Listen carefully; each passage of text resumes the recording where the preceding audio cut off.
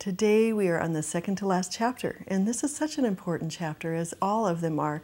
They're each like different facets of a diamond. They're all essential to showing a different part of God's beauty and redeeming your children. Can you imagine the different kind of children we would have if all of the mothers in the world were training them and giving them manners and teaching them about creativity and exposing them to excellence and giving them life experiences and protecting them? You indeed are those who are building excellence. You're building an excellent future because you're willing to give up your time to your children. It's what God created us to do. I have become more educated, more civilized. I've grown in my capacity to speak. I've grown in my capacity to love because I took God seriously when He said for me to take care of my children. It was my training grounds. Well, today is such an important arena for us to talk about. It's the area of ministry. One of the most important things that we are developing our children for is that whole aspect of ministry. But if we want our children to perceive themselves as those who would be God's hands, God's feet, God's words in the world, then we have to include that opportunity for them to do in our home. Because otherwise, this is what will happen. If we go to a sermon on a Sunday at church and your husband or your family say to you, "Wasn't that a good sermon? That was great." "Yeah, it was great. We need more missionaries in the world." "Yeah, we do." And then if we just go home and say, "Oh, what's for dinner?" And then if we never do anything about these good sermons that we hear, then this is what we're teaching our children. It doesn't matter if you do anything with your life. It's just important that you understand all the right doctrines. And that's exactly why Christians have not had an impact on our world, because they were waiting for someone else, some leader, some pastor, some gifted person to reach the world for Christ. But Jesus made a very specific example by picking lay people, normal people, not people with PhDs, not people who could speak foreign languages, not people who were trained, but He chose normal people, fishermen, tax collectors, to turn the world upside down. And so as we go into this whole area of ministry, I want you to understand that you are the key to becoming leaders of your children in this whole area of ministry. I remember that one day we had told our children many years ago that we believed that God wanted us to learn to have compassion on the poor, to give to the poor, to help the poor. And so we decided that at Christmas time we would do different things with poor families at least once during the Christmas season. And I remember one particular time when Sarah was a little girl.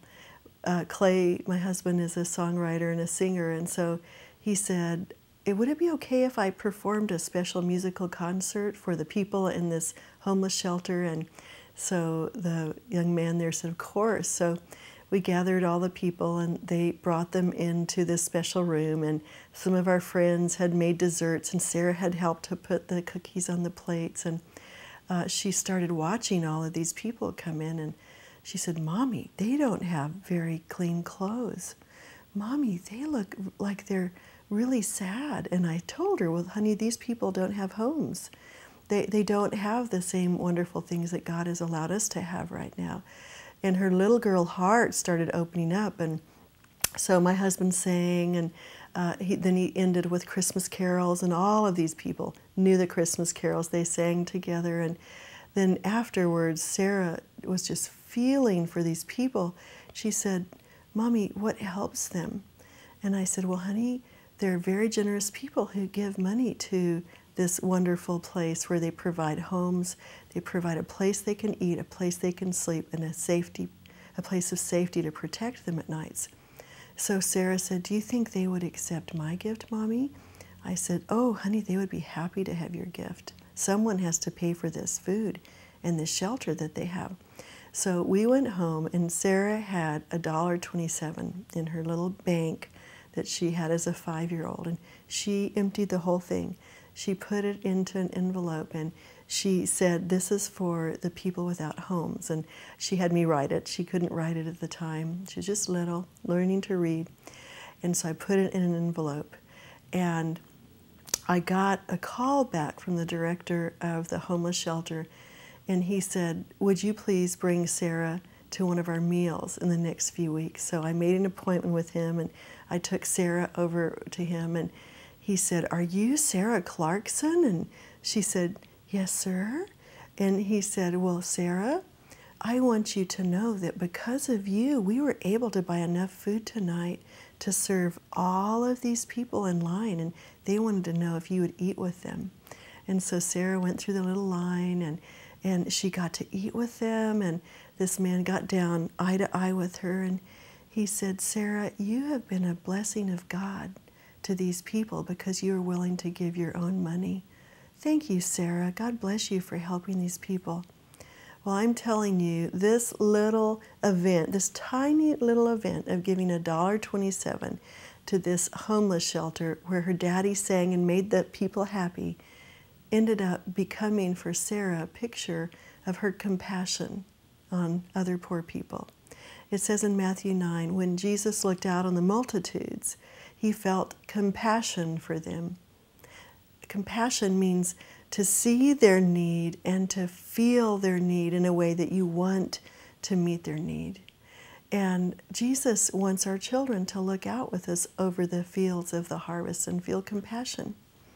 But another verse that I had my children memorize when they were very young is, the harvest is plentiful. There are many people who want to know God's love, many people who want to be comforted in a family, many people who need our help. The harvest is plentiful, but the workers are few. And I said, no matter what work God gives for you to do in the world, God wants you to be a worker, to write a song, to create a story, to give your house, to give your money, to provide a meal, to visit, to send cards. And so over the years, I would say, God, what do you want us to do this year to show our children what it looks like to serve, to show our children what it looks like to have compassion? There's another verse that particularly ministers to children, and it's a verse we can't just read and ignore. We have to read it and take it to heart. This is in Matthew 25, and I'm specifically going to read verses 34 through 36 and then verse 40. It says, in the end times the king will say to those on his right, come you who are blessed of my Father, and inherit the kingdom which is prepared for you from the foundation of the world. For I was hungry, and you gave me something to eat. I was thirsty, and you gave me something to drink. I was a stranger, and you invited me in. I was naked, and you clothed me. I was sick, and you visited me. I was in prison, and you came to me. Truly I say to you that to the extent that you did it to one of these brothers of mine, to the extent that you did it to even one of these brothers of mine, even the least of them, you have done it for me.